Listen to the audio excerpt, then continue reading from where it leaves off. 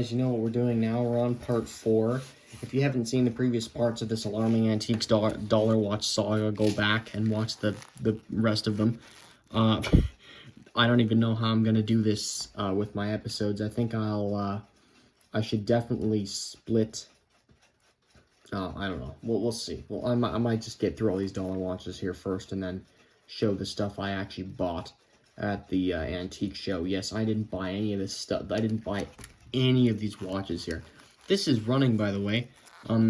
This just doesn't cease to fascinate me, the fact that that second hand is completely rusted out and is still spinning and is still running. The watch is in running condition. And there's ones here that look better than that. But if you wind them up, oh, this one's going to start, isn't it? Because it's actually, well, everyone brace yourselves. Is this one going to start? For a second it will. Okay, I'm not going to push that, but there's ones that look better than that and they don't want to run. So, obviously a testament to the quality of these. Oh, this one's, I think we've just kind of started it. 5/30, 1950. These are mostly Canadian, by the way. If you haven't keyed into that by now.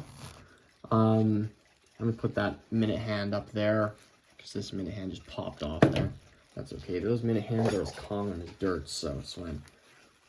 What is this? What the heck has happened here? I think there's a broken hand here. Oh no, they're just bent completely out of shape in every which way. That's cute. Okay, let's keep going.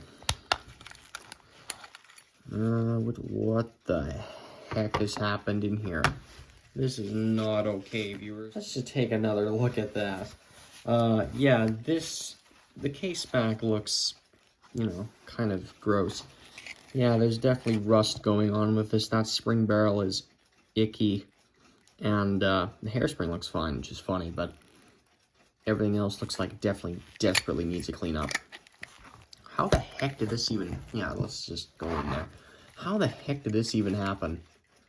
I couldn't tell you. And you know what? I'm just going to adjust the camera so to face the collection. This will be easier to film. You get it. There's a pile of watches here to look at still. This is unfortunate that somehow water or moisture has gotten inside this thing. I'm not going to wind that. That spring will probably snap. Oh boy, here's another one of these 1970s masterpieces, which is based off the Style 1 pocket bend, at least in the way the crown is. Yeah, it's got a steam locomotive on the back. I mentioned previously when talking about these that steam locomotive riveted... Oh yeah, this is completely riveted together, by the way. This steam locomotive, Westclox tried to be somewhat realistic with it. Apparently, this steam locomotive was used on a watch from the 20s. This is a die or a stamp or whatever it would be. It's some kind of design from the 20s though. That's not from the 70s. I thought it would be, but no. They've just reused this design like they've reused this pendant and this crown from the like the pocket bend Style 1. So it's interesting that this is actually older than I thought. So yeah, the watch isn't old, but this stamp or whatever is, and same with this pendant. So these watches are fairly uncommon. I don't see many of these, even though they're so late in the game. Yeah, they just look tacky as heck though, especially since they put another one. They put another steam locomotive on there, and just a quick talking or message about whatever. I'm just gonna restart that sentence. A brief discussion about trains here. That engine right there does not look like it could be out of the 1800s. It looks like something out of like the 1920s, the earliest. It's probably from the 30s. No railroad man was using, well, maybe there were some actually, using their 1800s railroad watch in like 1930 or whatever. So, and no steam locomotive looked like that in the 1800s, in the late 1800s. So, as for this one, it's kind of going the right direction. I don't know, but anyway, that's. Oh, I found another one of these Okay, there's another one of these here. I think this came off the other one, or what, something. So there's two of those case backs getting around. And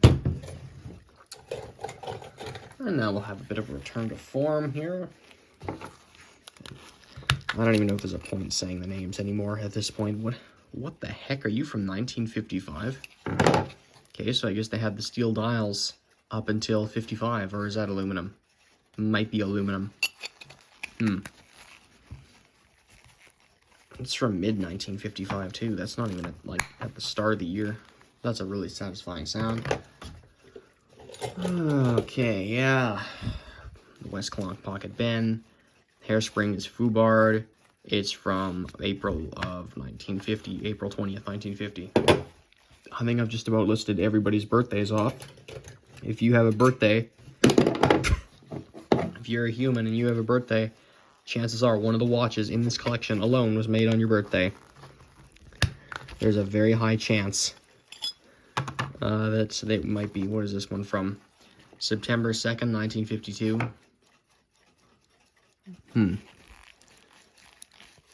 That one is running, or trying to. That's good. That's always a good sign. I always like when they try.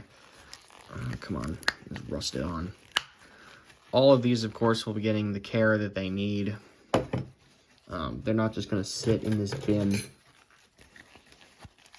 This looked like something I bought out of one of my lots, but nope. This is another one. Oh my goodness. Is that Hairspring okay? Looks like it. 5/7/1948. Made in Canada. Nothing on the back. Imagine all the stories that each one of these watches has. Wow. Like, look at all that wear on there. You know, this doesn't just happen overnight. These watches were probably all in service, I mean, like, for like 20 years at least. If not even longer. I'd be willing to bet longer. Oh, hello. What are you all about? Oh, ooh, hello, early Pocket Ben with no dial. I didn't know you were in the box. Okay, you've got no case back, but you're here. Oh, that's nice to find an early.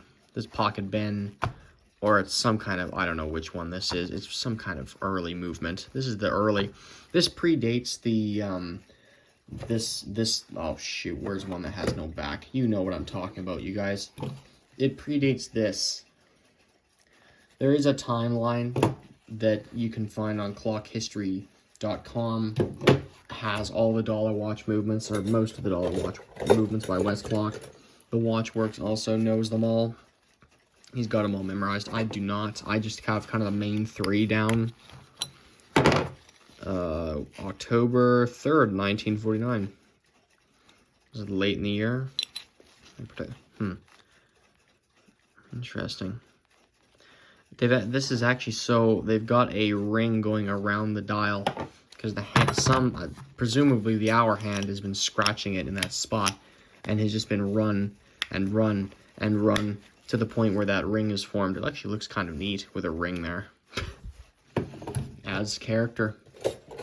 I see there's some parts in the bottom of this insanity. Oh my gosh, here's another one. It just keeps going, guys. It just keeps going. You can see how my voice has gone from high to low here. I'm just keep going, guys. April 11th, 1951. You know, an index of these watches needed to be made. Either I was going to do this by myself or take you all for the ride. Every single one of these, of course, will not be getting its own series, but, you know, there'll be some type of... You'll be seeing more of these watches. This is not the last of these will be seen. Here's another 1970s Western tacky thing. Trying to be something it's not. I mean, this is in no way... This is almost something you buy for your kids, to be completely honest with you. I don't know what adult in the 1970s would want something like this. If you're, like... if you're seriously into pocket watches, why in the world... You know, if you care enough to buy something that deliberately looks old-fashioned, why in the world would you buy this? You don't buy... I mean, man, oh man. I mean, it looks kind of nice, but at the same time, it looks awful. Anyone who actually collects jeweled pocket watches who's watching this, including Ben, who literally collects jeweled pocket watches, I don't know. He obviously doesn't care about that.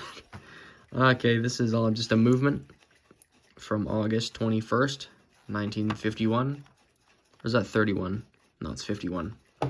Stuff from the 50s in the dollar watch world seems to be fairly common. Just a random lonely case back.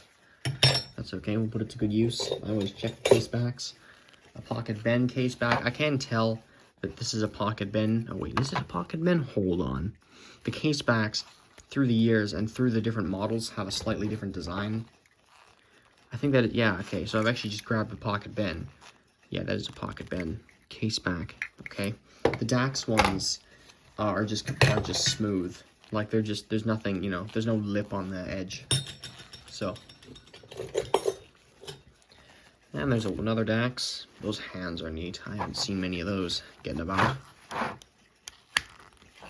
Those are uncommon hands for sure. What in the world? Okay, this is in no... There is absolutely no way. Unless there is a way. Is this dial original? I thought this dial was from the 50s.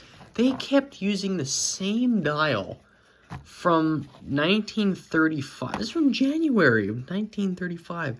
They continued using that all the way up through the 50s. You've seen like 20 different pilots as have just been going along. They look exactly the same. They've just got updated hands.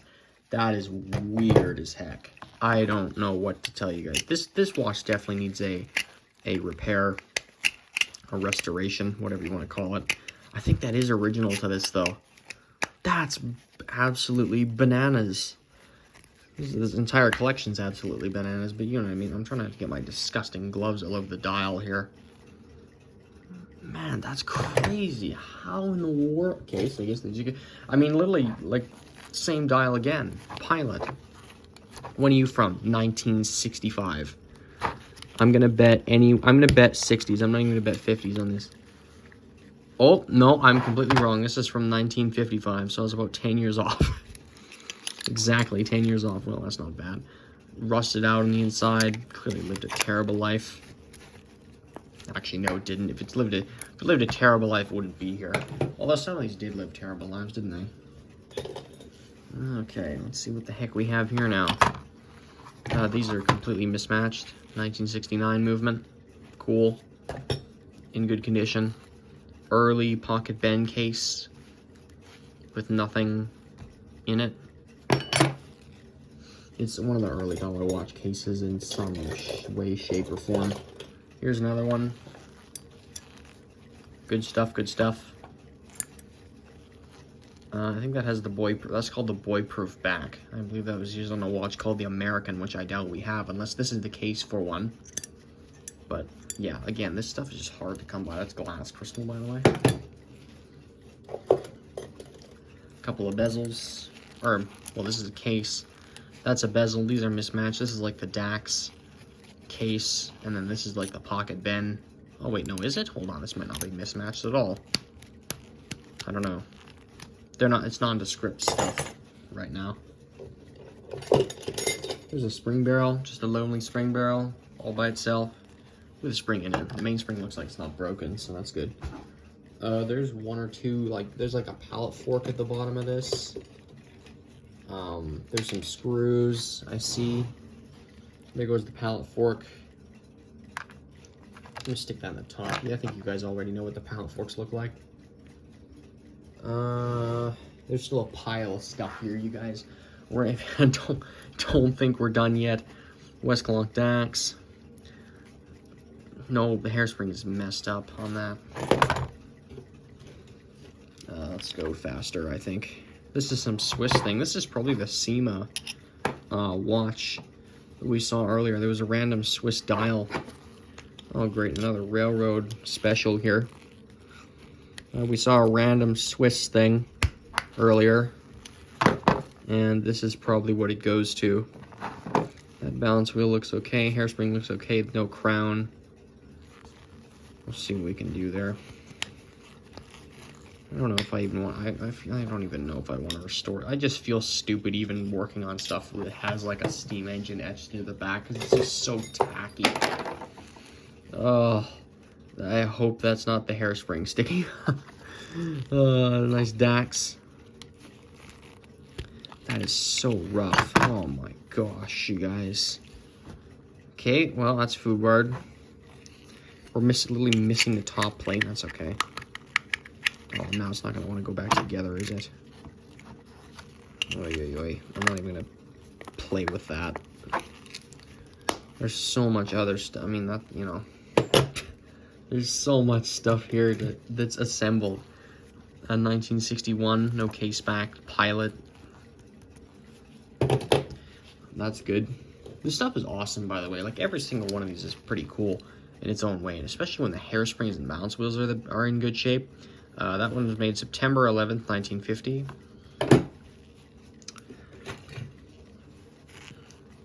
What is this Dax from? This is another Dax. December 2nd, 1946.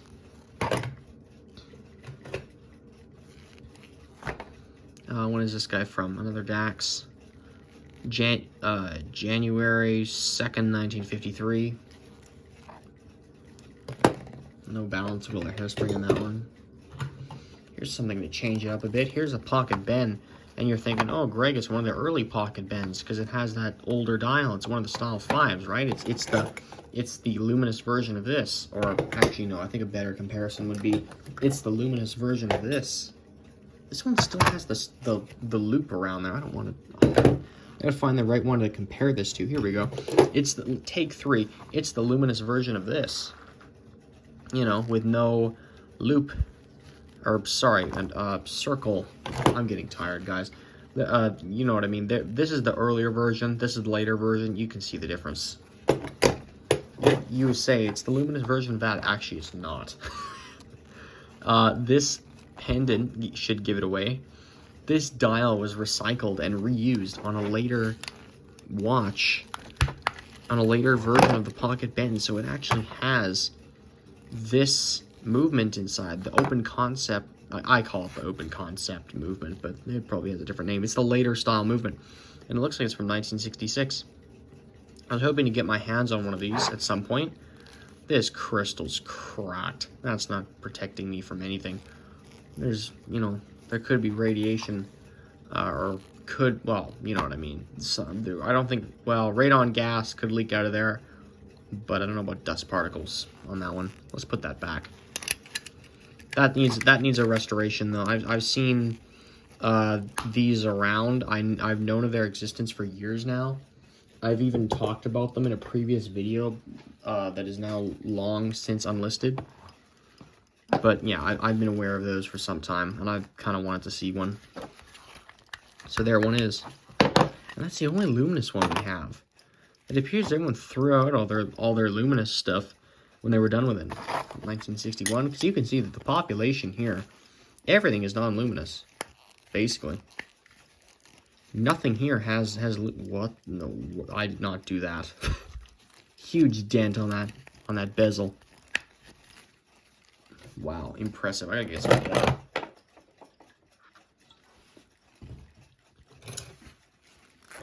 It's just a random case for no reason. Is there actually being progress made here, Greg? That's debatable. Pilot. I'm not too worried about that, guys. It says it's shock resistant, so I hope so. Fun fact, the shock resistance comes from these watches being actually cheap. The pivots are so thick that it makes it shock resistant. That was from 1962, by the way. The actual pivots on each gear wheel actually make this thing shock resistant, at least somewhat. Here's an early movement. Good, that hairspring's Foobarred. I think it's an early movement, or is that a New Haven? No, I think that's an early movement. November of 1932. It appears the newer movements that we're seeing all the time were introduced in 33. That's my guess. Here's one from 58.